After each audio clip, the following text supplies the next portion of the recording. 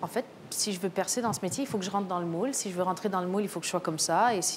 Et du coup, c'est régime sur régime sur régime et un plan mammaire.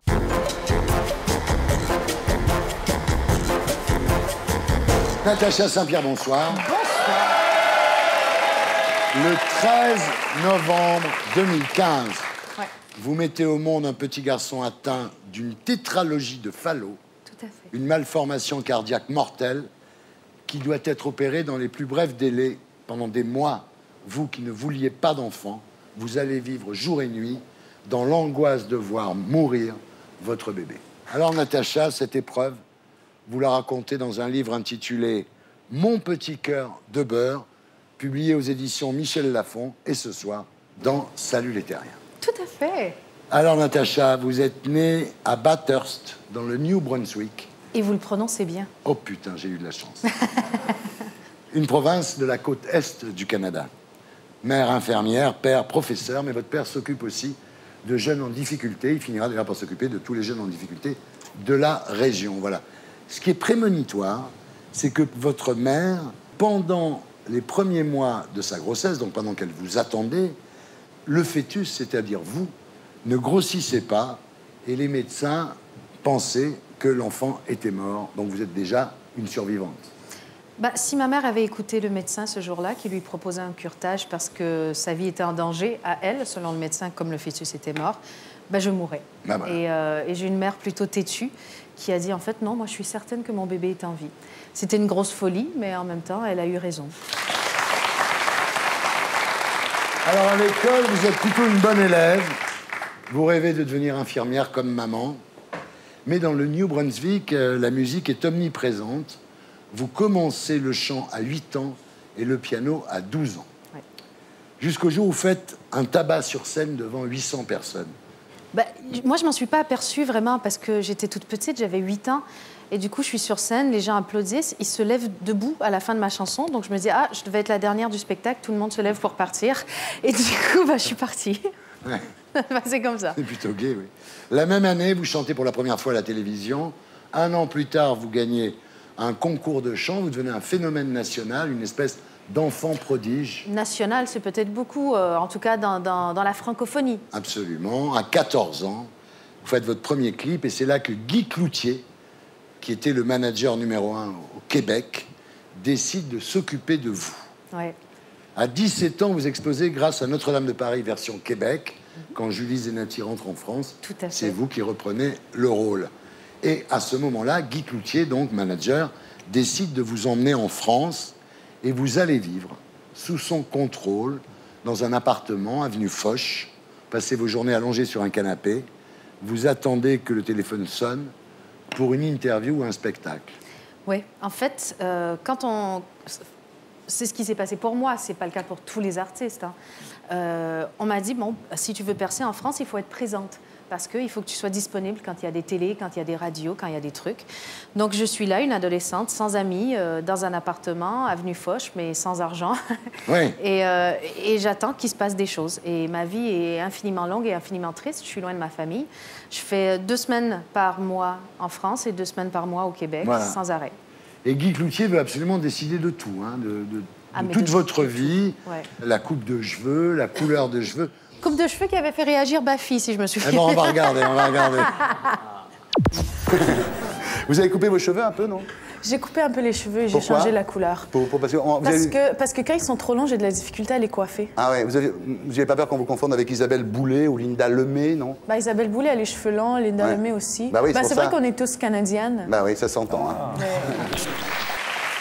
Tout le monde en parle. C'est fou. C'est fou comme j'avais plus d'accent à l'époque, en fait. Ouais. Je m'en rends pas compte. Ah, vraiment, oui.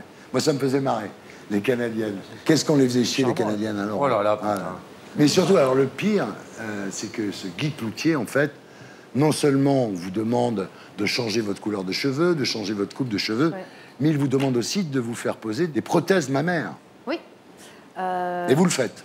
Oui, en fait, Guy était, je pense, probablement, en tout cas, très proche d'un pervers narcissique dans sa personnalité. Et bien que moi, j'ai une grande confiance en moi, mes parents m'ont élevée de cette façon-là, il arrive à me faire douter. Ouais. Et j'en arrive au point où je me dis, en fait, si je veux percer dans ce métier, il faut que je rentre dans le moule. Si je veux rentrer dans le moule, il faut que je sois comme ça. Et du coup, c'est régime sur régime sur régime et un plan mammaire, j'accepte à contre-cœur parce que j'en ai pas envie personnellement. Alors vous êtes devenue sa marionnette à ce moment-là et sans le savoir, en fait, vous êtes victime de harcèlement moral. Vous l'avez compris par la suite. Vous êtes aussi victime d'escroquerie parce que, en plein succès, Guy Cloutier ne vous donne que 7 000 € par an. Il gardait la différence. En fait, Guy Cloutier était manager, producteur, et s'était arrangé pour que son avocat soit aussi mon avocat. Donc forcément, ça ne pouvait pas bien se passer.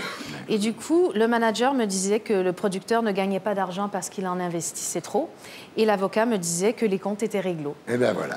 Et du coup, il me faisait gracieusement un cadeau, parce que c'était un cadeau, hein, c'était 10 000 $ canadiens, qui m'a offert un cadeau. Hein, c'était pas un salaire, c'était pas de l'argent que j'avais gagné. C'était un cadeau et j'ai dû lui en être éternellement reconnaissante. Voilà. Alors, heureusement, c'est Pascal Obispo qui vous arrachera aux griffes de Cloutier.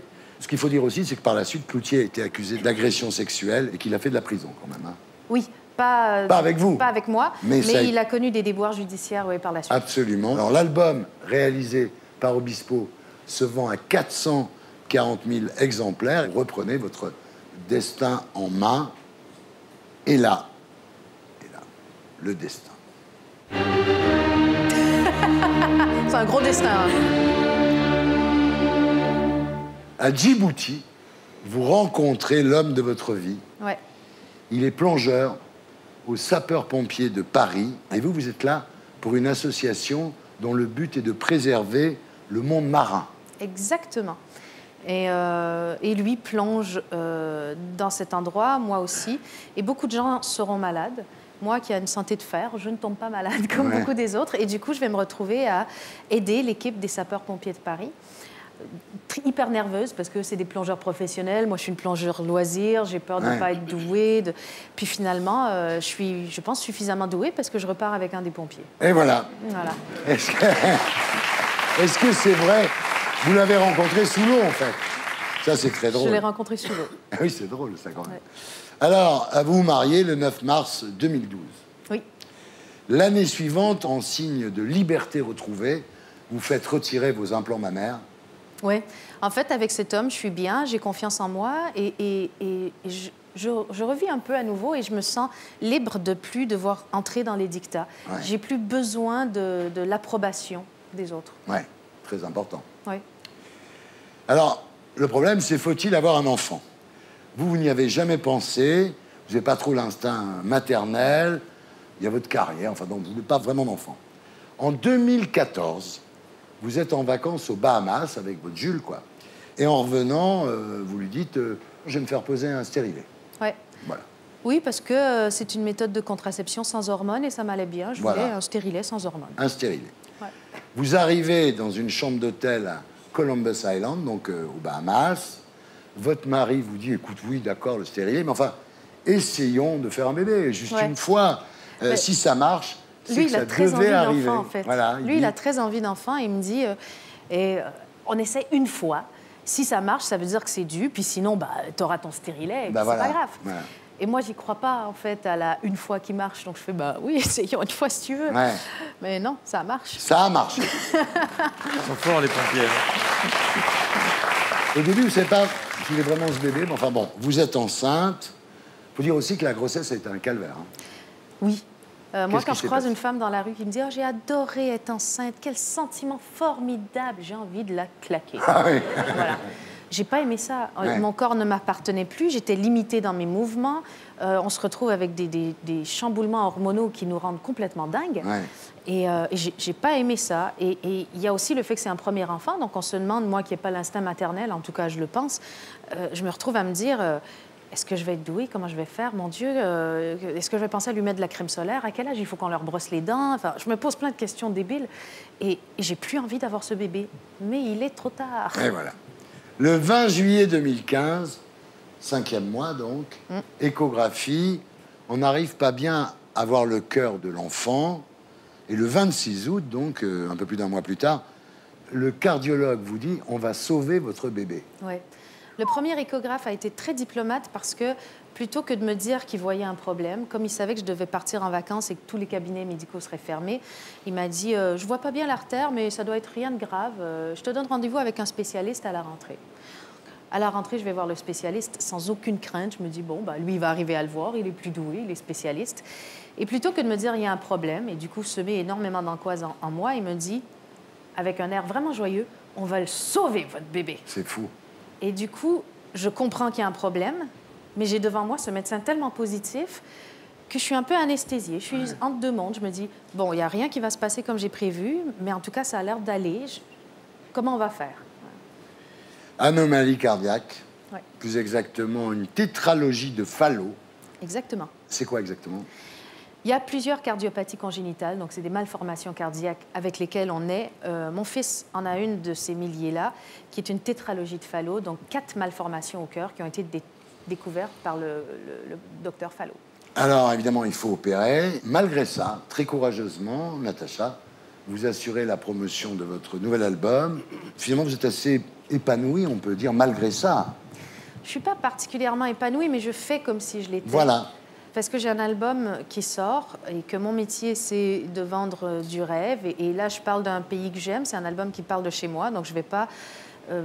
j'ai pas envie que les gens s'apitoient sur mon sort. J'ai pas envie que les gens disent « Oh, pauvre petite, on va acheter son album, ça va pas bien dans sa vie. » Donc, du coup, je fais comme si de rien n'était. Je fais mon travail. Alors, ce qui est le plus terrible, c'est quand les gens vous demandent garçon ou fille. Moi, à chaque fois qu'il y a quelqu'un qui me dit c'est un garçon ou c'est une fille, je dis c'est un garçon. Ah, vous êtes content? Je dis oui, je suis content. Bon, de toute façon, hein, l'important, c'est qu'ils soient en santé. Ouais.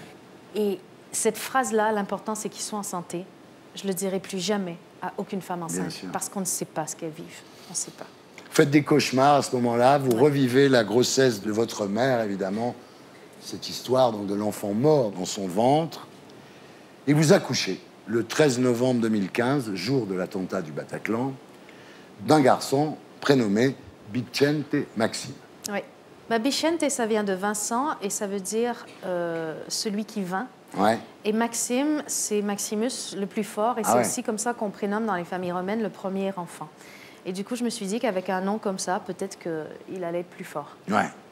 Alors l'enfant sera opéré à l'âge de 4 mois. Ce qui est terrible dans cette histoire, c'est que 4 mois, c'est le temps de s'attacher à l'enfant.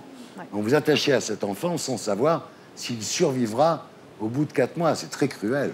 On essaie de vivre dans le moment présent et de profiter de ces 4 mois-là, parce que c'est peut-être les seuls qu'on aura. Ouais. Et donc il faut être heureux et les vivre bien, mais en même temps, on a toujours cette épée de Damoclès au-dessus de la tête. Moi, je sais que chaque fois qu'on lui donne son bain, c'est un super moment parce qu'il adore ça, j'ai envie de jouer avec lui, mais je suis triste à chaque fois parce que je vois sa poitrine nue et je me dis, mon pauvre bébé, on va le couper en deux, on va l'ouvrir, on va arrêter son cœur, le sortir. Et j'arrive pas à être autant dans le moment présent que je le voudrais. Alors, il y a 3 solutions. Hein. Soit l'enfant ne survit pas à l'opération, soit il est sauvé, soit il devra porter un pacemaker toute sa vie. En fait, oui, le chirurgien m'expose les risques. Ça, c'est hard. Dans le cas de cette chirurgie-là, il ne faut pas tout confondre, toutes les cardiopathies congénitales. Et là, dans ce cas-là, peut-être que quand le cœur va se remettre à battre, il ne va pas battre avec un rythme régulier. Donc, il faudra mettre un pacemaker. Et là, miracle.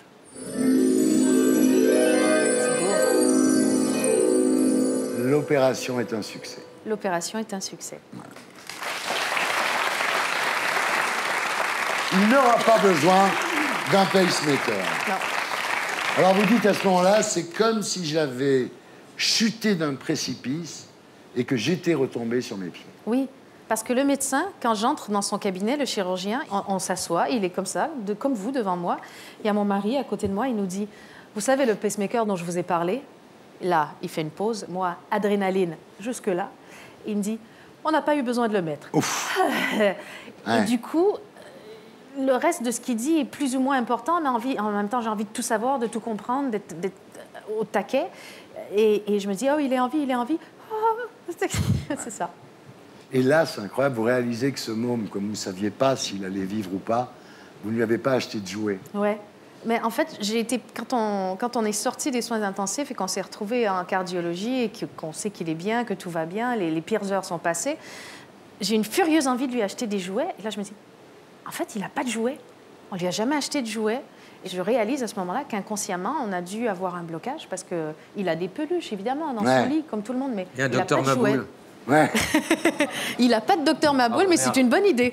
Et là, vous dévalisez Internet. Hein. Je Vous dévalise achetez tous Internet, les jouets possibles. Mais tellement. Ouais. Puis je me dis, après, s'il ne joue pas avec tous, c'est pas grave, mais on viendra les mener à l'hôpital pour tous ceux qui sont à l'hôpital. Alors aujourd'hui, il a 18 mois. Oui. Il va bien. J'ai cru que vous alliez dire 18 ans, ça m'a fait un moi choc à un moment Ça donné. viendra. Ça viendra. Il va Oui. bien. Oui, il va super bien. Je voudrais ajouter que vous êtes marraine de l'association Petit Cœur de Beurre. Oui, merci. Très Qui belle aide- association. Voilà. Qui aide les familles d'enfants malades, les enfants malades aussi, en faisant un travail complémentaire à celui des médecins pour avoir une vie le plus agréable possible dans les hôpitaux et en aidant aussi les personnels soignants à travailler dans des conditions confortables. On est content pour vous, tout simplement. Merci. Et pour être sûr de ne rien rater de Inarditube, abonnez-vous et mettez un pouce bleu.